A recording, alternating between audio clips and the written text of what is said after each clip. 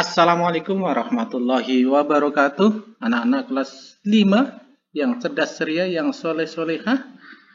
Mari kita lanjutkan pembelajaran tema 7 ya. Subtema 1, peristiwa kebangsaan masa penjajahan untuk pembelajaran keempat. Muatan pelajarannya adalah IPS dan PPKN.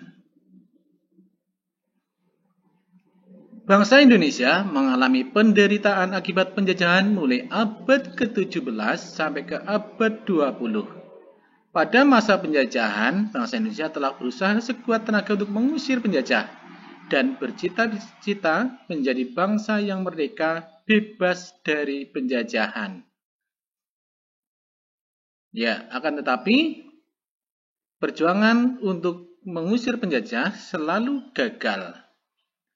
Kenapa ya? Mari kita pelajari faktor penyebab gagalnya perjuangan bangsa Indonesia dalam mengusir penjajah. Faktor yang pertama adalah perjuangan bersifat kedaerahan. Antara daerah yang satu dengan daerah yang lain berjuang sendiri-sendiri, tidak bersatu, sehingga mudah ditumpas oleh penjajah. Ya. Yang kedua, perlawanan tidak dilakukan secara serentak. Ya. Yang ketiga, masih bergantung pada pimpinan. Jika pemimpin tertangkap, terbunuh, gugur, maka perlawanan terhenti, tidak ada yang meneruskan. Yang ketiga, kalah dalam persenjataan. Ya, penjajah sudah menggunakan senjata api, sementara para pejuang masih menggunakan senjata tradisional. Yang terakhir, Belanda menerapkan politik adu domba atau divide et impera. Antar daerah satu dengan yang lain diadu, dibiarkan tidak boleh rukun, sehingga mereka tidak mau bekerja sama.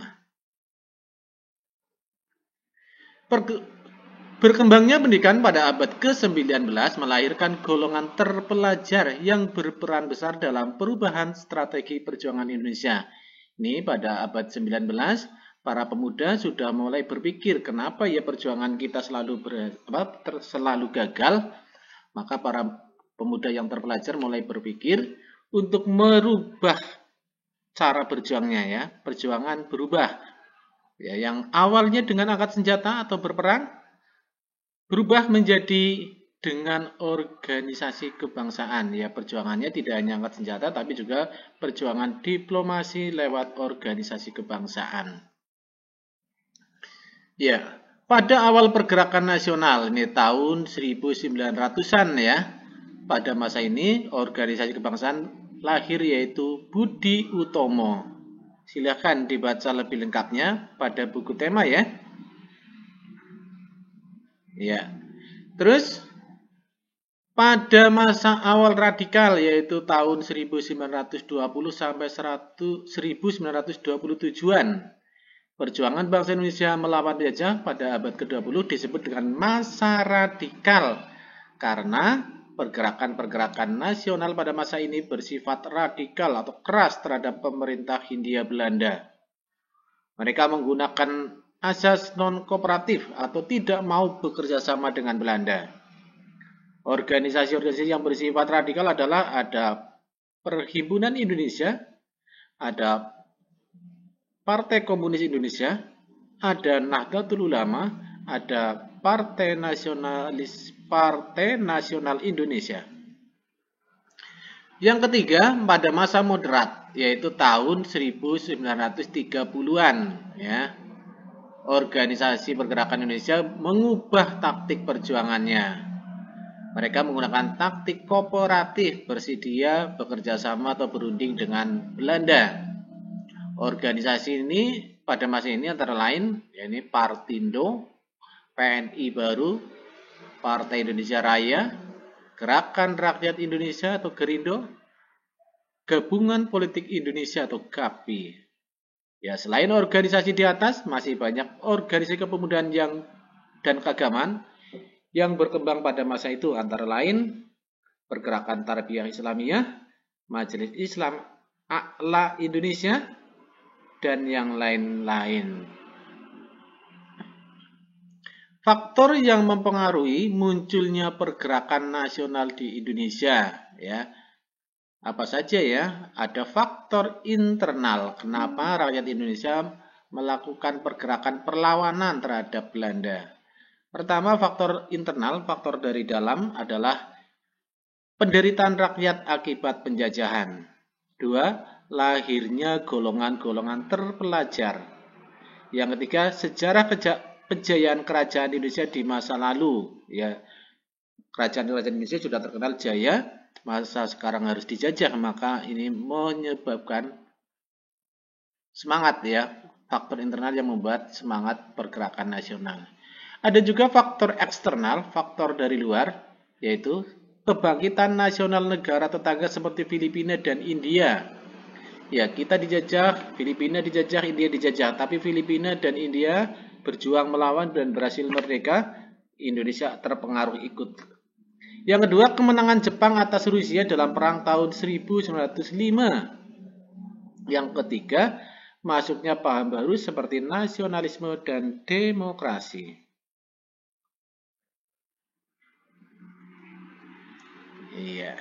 Di Indonesia, dahulu banyak organisasi kepemudaan. Untuk mempersatukan organisasi kepemudaan ini, diadakanlah Kongres Pemuda. Pada Kongres Pemuda II, lahirlah Sumpah Pemuda. Ini gambarnya ya, para pemuda berkumpul di Jakarta untuk berunding. Disepakatilah Sumpah Pemuda. Ya.